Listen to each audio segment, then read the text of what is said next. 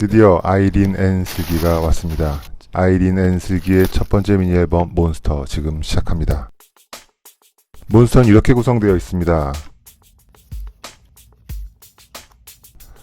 초도는 탑노트 버전과 미들노트 버전 두 가지로 제작됐으며 7월 15일 세 번째 버전 베이스노트 버전까지 총 3개의 패키지로 구성됐습니다.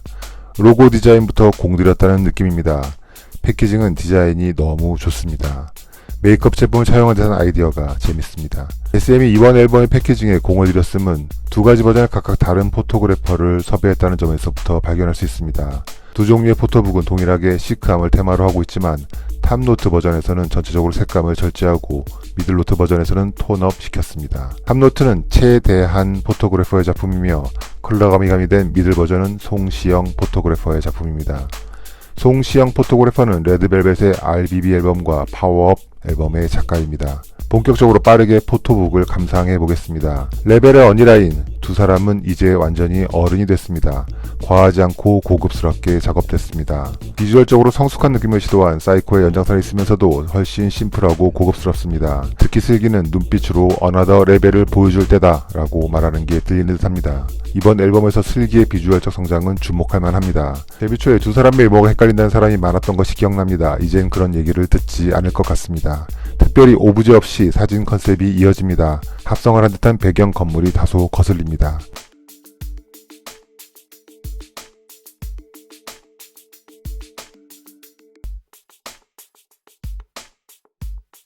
크레딧이 따로 존재합니다. 글씨가 너무 작아 가동력이 떨어집니다. 자, 본격적으로 앨범에 대해서 이야기해보겠습니다. 총 6곡이 수록되어 있으며 보너스 트랙을 제외하면 사운드의 통일성과 컨셉의 일관성이 아주 잘 유지된 앨범입니다. 온라인상에 공개되지 않은 노래를 CD를 산 사람은 먼저 들을 수 있습니다.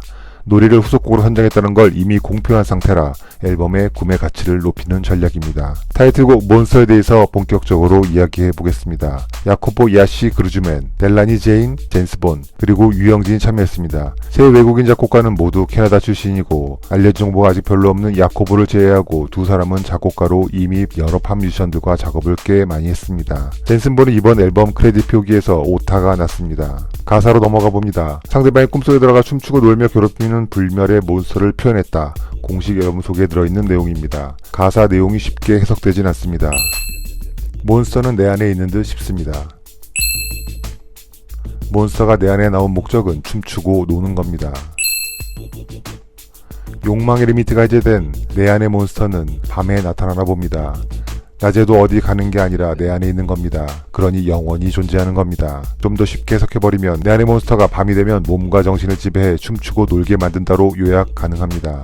실제로 빙이라는 초자연적 현상을 표현한 건 아닐 테니 가사 전체를 하나의 은유로 본다면 나 오늘 정신줄 놓고 놀겠다는 내용으로 설명 가능합니다. 광기와 충동, 쾌락과 무질서를 긍정하는 디오니소스적 텍스트입니다.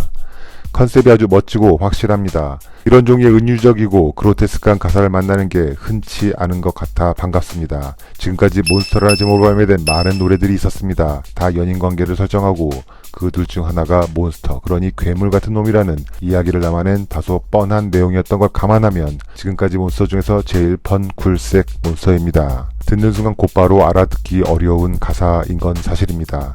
여기서 미스가 발생합니다.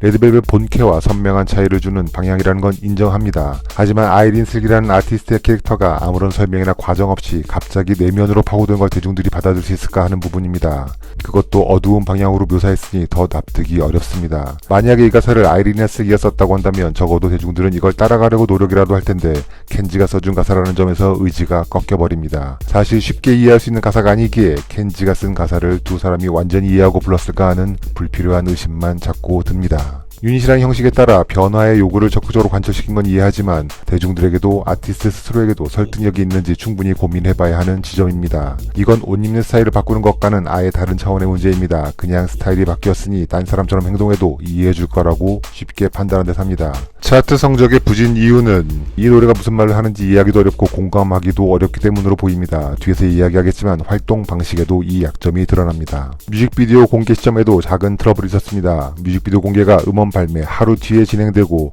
이에 대한 원성이 많았습니다. 개인적으로는 하루 늦은 건 상관없지만 내용 자체에서 실망했습니다. 레드벨벳의 아이린 슬기 유닛이라는 기대감이 과했을 수도 있지만 다소 아쉽다라는 느낌입니다. 노래가 내면의 이야기를 담고 있는 만큼 스토리텔링 방향으로 진행됐어야 조금 더 임팩트가 강했을 거라는 생각이 듭니다. 현재 몬스터 뮤직비디오는 안무를 중심으로 완성됐습니다.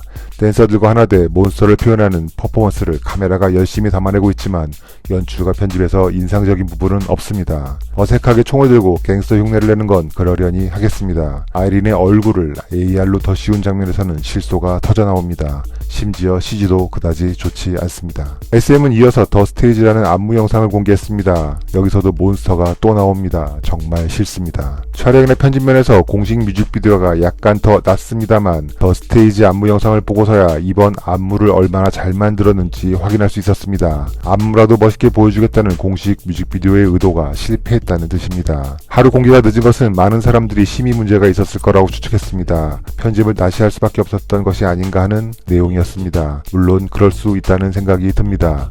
물론 용서는 되지 않습니다. 앞서 말한 대로 안무가 미쳤습니다. 멤버 2명을 포함해서 총 10명이 데칼코마니 형태로 움직이는 것이 기본이지만 평면에서 입체로 군무에서 동무로 변화무쌍하게 배치되는 정교한 안무입니다. 복잡한 안무들 사이에 포인트 안무는 적절하게 난이도를 낮춰 따라하기 쉽게까지 만들었습니다. 무엇보다 전체가 모여 몬스터를 형성화시키는 퍼포먼스가 인상적입니다.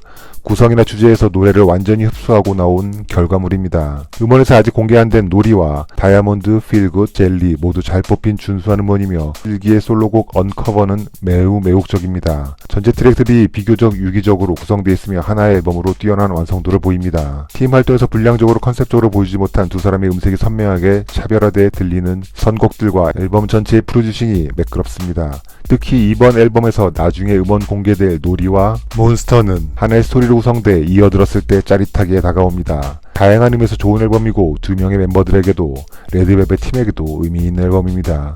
두 명의 멤버가 다른 색을 입고 다시 레드벨 본진이 그걸 흡수하는 과정은 팀의 생명력을 지속시키는 데 큰 힘이 될 것입니다. 개인적으로 이번 유닛이 소녀시대 테티서 GDN탑 이후 최고의 이벤트라고 생각했습니다.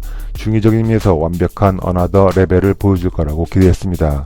그래서 많이 아쉽습니다. 활동 방식에서도 미스가 발견됩니다. 온라인 예능 레벨업과 이번 활동을 기점으로 두 사람이 다양한 예능 프로그램에 출연하는 건 신곡 홍보를 위한 자연스러운 선택이지만 곡의 이미지와 두 사람이 예능에서 보여주는 상금 발랄함은 괴리가 너무 큽니다. 혹여 예능에서 호감을 얻고 노래 들었다면 어리둥절할 수밖에 없습니다. 자, 그러니 한 장 더 갑시다.